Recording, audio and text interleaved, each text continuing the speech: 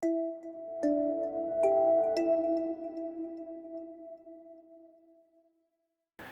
everyone, Dr. Aaron Moreland here with Vallejo Health and Wellness Center in Eden Prairie, and today we're super excited in our office. And the reason why, it's March in Minnesota, which is always an exciting time because spring's coming. That means the winter is going away and the snow is going away. That means longer days of daylight.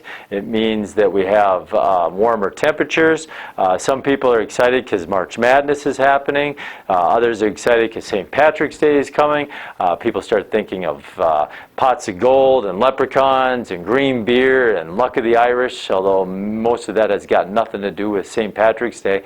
But today, what I want to talk to you about is this road here. Okay, now I want you to imagine that you actually are the owner of this road. So it's your job to take care of this piece of road, okay? And so you need to maintain it, you need to make sure there's no garbage off. But one thing you're finding is that people are actually driving off this cliff because it's such a windy road and you have nothing to stop people from driving over. You're actually seeing people drive over the edge of that cliff and ending up at the bottom of that cliff.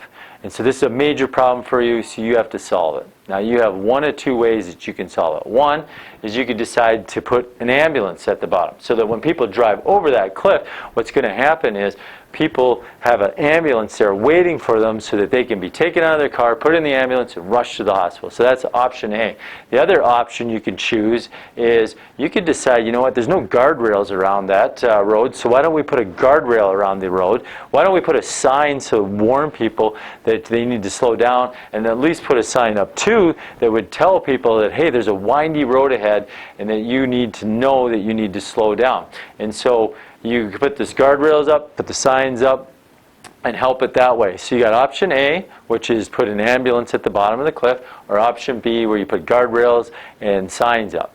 Now I give this analogy, I do a lot of talks out in the community, I give this analogy a lot, and very few people, in fact I've never had anyone actually choose the ambulance method. What everybody chooses is this approach. And the reason why is, one, is it's way less expensive. If you've ever had to take an ambulance ride, you know it's not cheap to go in an ambulance. And then when you get to the hospital, super expensive.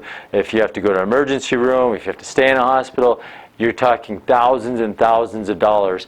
And the other issue that we see, and the more concerning issue that we see with this approach versus this approach, is that if you take this approach, you do nothing to stop people from driving over that road, and you do nothing to stop people from the fatalities, the casualties that come from this. So the amount of human suffering that comes with this approach is way more significant than this.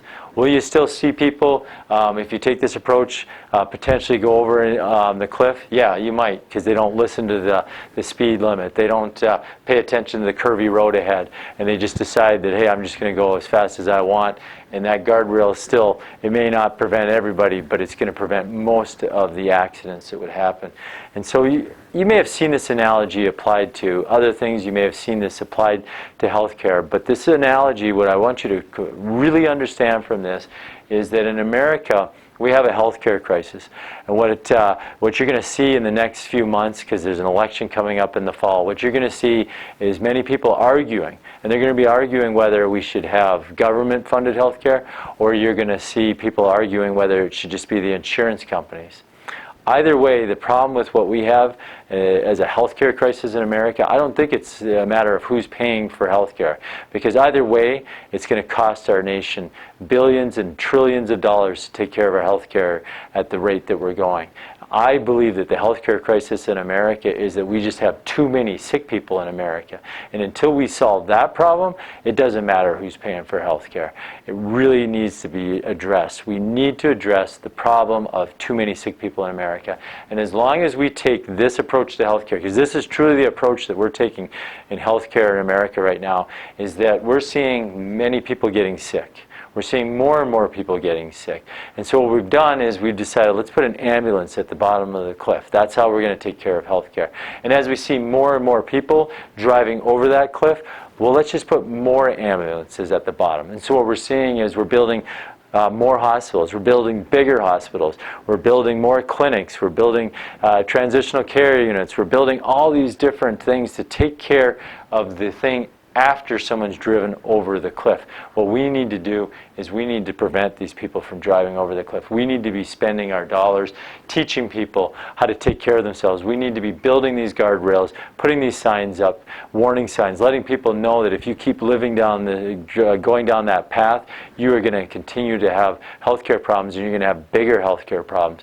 We need to take this approach to healthcare, because as long as we're taking care of this approach, as long as we're taking this approach to healthcare, we are costing this country trillions of dollars when it comes to taking care of these health issues.